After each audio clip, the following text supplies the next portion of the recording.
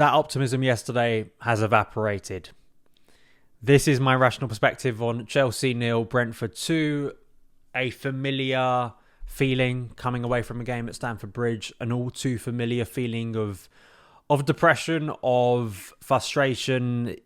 And the way that game played out was the way I think some of us feared it could have, if you're just looking at Brentford's strengths, and the fact that we conceded in such sloppy fashion in the way we did, and the way we reacted to that setback, the missed chances in the first half. It's not a news story regarding Chelsea Football Club, and especially in 2023 at Stamford Bridge. There's no point trying to say this is something new. I mean, we experienced a 2-0 defeat at home to Brentford back in April. But to look at this game and to look at the impact, the negative impact I think it may have, it is my deep concern. And the fact that 3 times now this season I've been sat here after a home defeat in a game you expect Chelsea to do a lot better in, Nottingham Forest, Aston Villa, and now Brentford. 3 different games, 3 different months, but 3 very familiar outcomes. And that's the concern, I think, for where the current team's going. And I think my biggest worry was post the first goal, how little we looked able and confident to try the things we were doing well in the first half. And it felt like more and more the way that game went, the team and the players were losing, I think, confidence and becoming more risk averse, or in some cases just going through the motions or trying things and forcing things when they didn't need to be forced, or going into areas and trying things that we don't do as a football team at our best. And that was my worry after Aston Villa. Now, the team responded well after Aston Villa, but to be fair, the 2 games after Aston Villa in the league were Fulham and Burnley.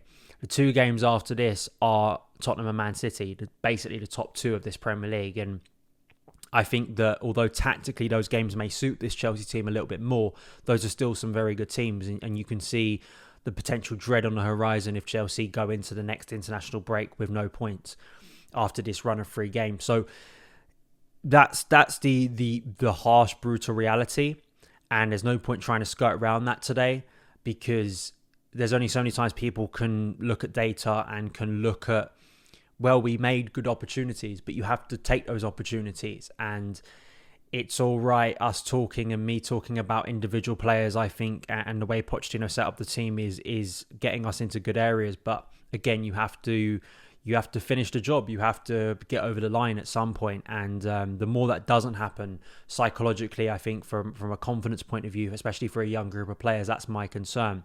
So this is my rational perspective, and this is my feelings. Hit that like button, hit that subscribe button so you don't miss any of the content if you're listening on the podcast. Thank you so much for tuning in as well. I have to say my optimism for this game was massively dented by the news that both Mykhailo Mudryk and Enzo Fernandez were not in the matchday squad. I think those were 2 key players for today. Enzo from a progressive passing point of view, and obviously Mudryk from out wide and the threat he can provide. And it really hurt Chelsea today. I really think it did. And I mean, there was some speculation that in the case of Enzo, of course, he's just had a new child, so was that part of it? But Pochettino said after the game, both suffered knocks late on.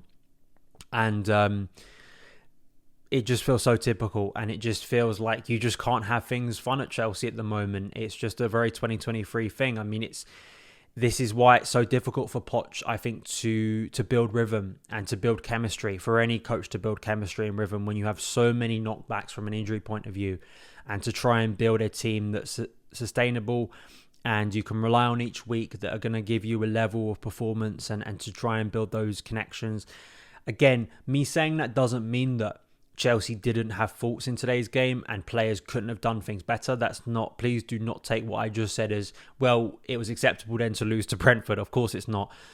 But from a coaching point of view, I think from an approach point of view, it's just so irritating that whenever there seems to be some form of a team coming together, players get small knocks, they get taken out, and then you have to kind of start again, or you have to shuffle the pack again. And that's the concern for me, is when is Poch going to be able to have his first 11 out, or have mostly a full deck to play with? And that was evident with the bench today. I know people can criticise Pochettino's substitutions later on in the game when Chelsea were chasing it, but who else would you have brought off the bench in that situation?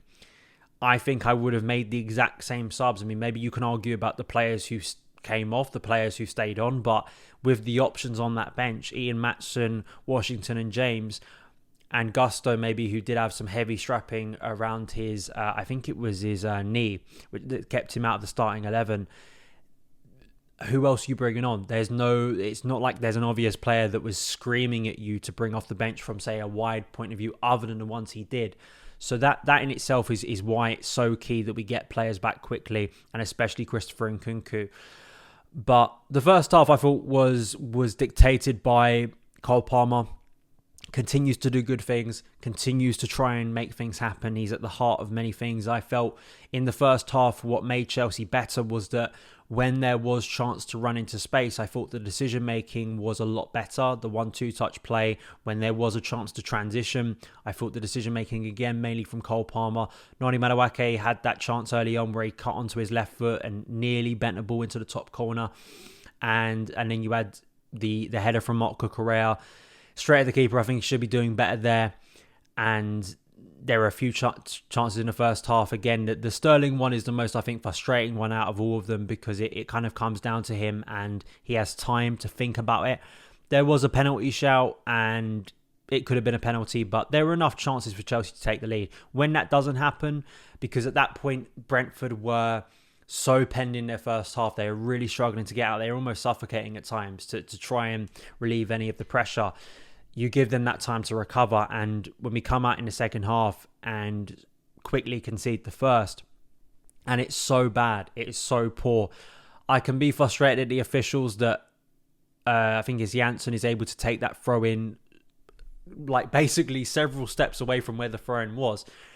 But the lack of tracking on the ball when the throw in is down the line, Mbeumo has that free run basically to get a ball into the box to the back post. But then the fact that it gets to the back post, Disasi, who's been good so far this season, it's atrocious defending, and you cannot allow that to happen. It's basic.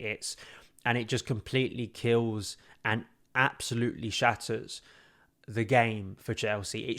That shouldn't be game over, but like current Chelsea, to concede in that manner when your opponent has had so little looks at goal and you've been able to prevent many looks at your goal, it's just poor. And I thought the tracking from Sterling at times, there was a chance before then that Sanchez saved, and it was down that left where I thought Sterling could have been a lot better with his tracking, and that frustrated me. And just the passive nature of that moment cost Chelsea dearly, and it cannot be allowed to happen, because you see the impact it has on the team, and it's so irritating. It's the basics, and that's I guess from Pochettino's point of view, because he did put out a defence that was a lot more physically, I guess, commanding, and I spoke about that in my preview of why that was going to be important. And then you get done like that, it's just unacceptable, and it's just really poor. And I think that the team deserves a lot of criticism for that moment in particular, because that goal doesn't need to happen. It's not a worldie, it's not a piece of genius, it's not bad luck, it's just bad defending, and it just can't be allowed to happen, because it completely alters the momentum of the game and means that Chelsea are now chasing, and we know what Chelsea are like currently when they're chasing. They're not very good. And from there, I was just really irritated by the slow build up. Even when Reece James came on there was the one time we got Reece outright and he puts the ball in and it misses a few players. I think Washington nearly gets it, and basically we don't get a clean touch on it, and it goes out maybe for a goal kick or corner. But other than that, I thought it became this positional play, slow possession, all the stuff that has irritated us to death, bored us to death at Chelsea in recent years. You know, I'm not someone who shouts at Stamford Bridge forward and bellows at the team that they just need to get the ball forward as quickly as possible, because I understand that it's not as simple as that. And when you're up against a team like Brentford, they want you to hit it long, because 9 times out of 10 they're going to win that aerial battle. But that doesn't mean that your passing has to be slow. It has to be kind of predictable. And it felt like the players were in their own shells from that point. They were scared to make a mistake. And I thought Nicholas Jackson had a really poor game, arguably his worst performance in a Chelsea shirt. Just I thought was really erratic on the ball, made decisions to take shots when he shouldn't have. And that, again, that dearly cost Chelsea because it stopped us creating good opportunities in the second half. It felt like throwing new subs on didn't really change the dynamic of things much. And I spoke about earlier that, that is a problem with the injury situation. And then the second goal, does Sanchez need to go up at 94, 95 minutes at that point? It just looks a little bit clumsy and chaotic the way he tracks back, tries to foul Mopai, falls over, the goal's given, and it's game over. And it's just, it's a nightmare, really. It's a nightmare before Halloween. And yeah, I mean, that's kind of my summation of the game. I just don't think there's much new to report about Chelsea. And it was one of the things I said yesterday. We know this Chelsea side under Pochettino, when they come up against high caliber opposition, and it reminds me a lot of Tuchel, actually. I know Tuchel, and people will be screaming, how can you compare this team to Tuchel at his best? Obviously, he won the Champions League, but just in the sense that I always trusted that Tuchel against good opposition, when Chelsea would be pressed and we'd have to defend and there'd be space to hit, into and go at, we would be better.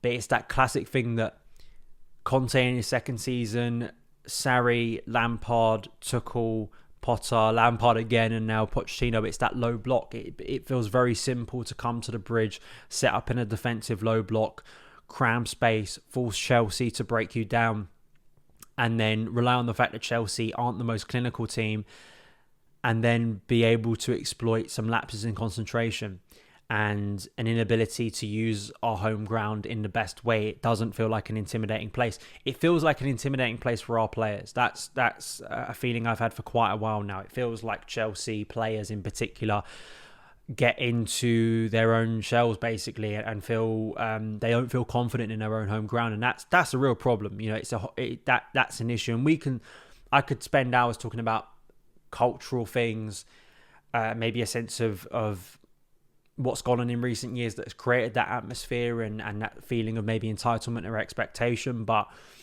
it's a problem that needs to be solved if this team under Pochettino is going to go anywhere. Those are my thoughts. Let me know yours. I'm going to be doing my player ratings, a new show. We'll see how that goes. You can give me your thoughts. But for now, follow me on X at SonOfChelsea, across the socials at SonOfChelsea. Subscribe, turn those notifications on. Thank you for listening or watching, and I will see you again very soon. All the best.